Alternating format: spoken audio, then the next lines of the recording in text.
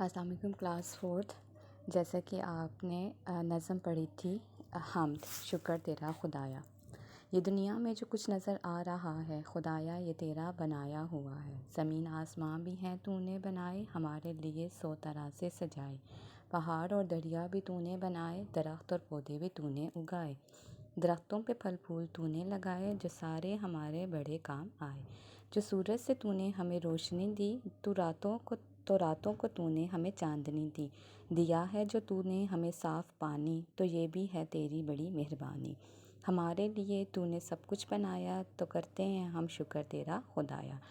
یہ نظم جو ہے حمد ہے، اور یہ حمد حفیظ صدیقی شاعر جو ہے اس کے حفیظ صدیقی ہیں، جو کہ اس حمد میں اللہ تعالیٰ کی تعریف بیان کرتے ہوئے کہتے ہیں کہ اے اللہ تعالیٰ، یہ ساری دنیا، یہ ساری کائنات کا نظام، دنیا کا نظام، جو کچھ ہمیں دنیا میں نظر آ رہا ہے وہ سب صرف تو نے ہی بنایا ہے.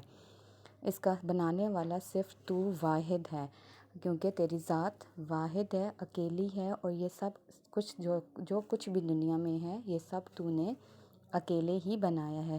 یہ زمین، آسمان، اور اس زمین اور آسمان میں موجود تمام چیزیں جو ہیں وہ صرف تو نے ہی بنائی ہیں. زمین پر موجود تمام مخلوقات، آسمان پر تمام چاند، سورج، ستارے، یہ سب تو نے ہی بنائے ہیں، اور یہ بہت زیادہ خوبصورت ہیں.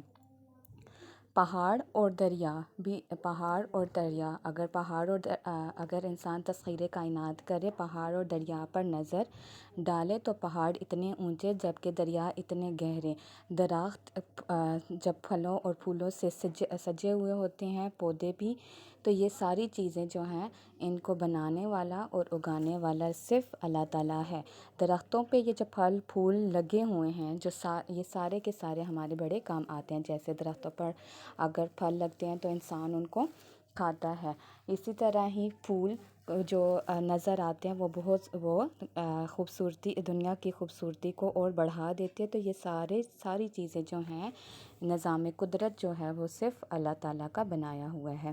سورج جو ہمیں دن کو روشنی دیتا ہے، اور رات میں جب چاند ہمیں اپنی چاندنی سے روشنی جب رات کو چاند جب چمکتا ہے تو وہ بھی ہمیں روشنی دیتا ہے. تو یہ ساری چیزیں سورج کا دن کو طلوع ہونا اور رات کو غروب ہو جانا، رات کو چاند کا نمودار ہو جانا، اور چاند کا روشنی دینا، یہ سب کچھ ہیں. تمام چیزیں جو ہیں وہ اللہ تعالیٰ کی بنائی ہوئی ہیں. دیا ہے جو تو نے ہمیں صاف پانی، تو یہ بھی ہے تیری بڑی مہربانی.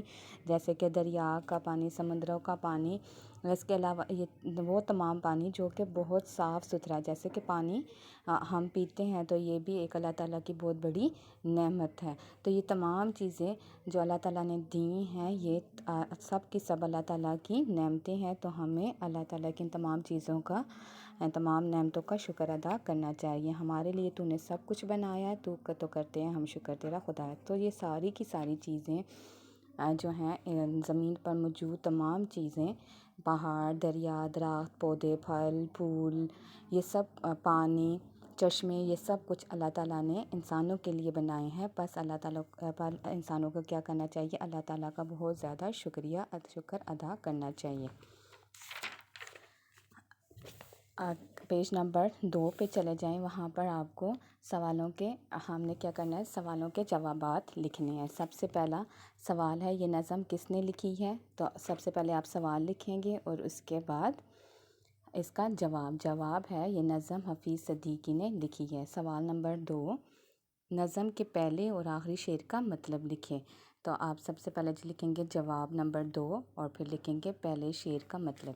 شاعر کہتا ہے کہ دنیا میں جو کچھ زمین اور آسمان کے درمیان ہے یہ سب اللہ تعالیٰ نے بنایا ہے.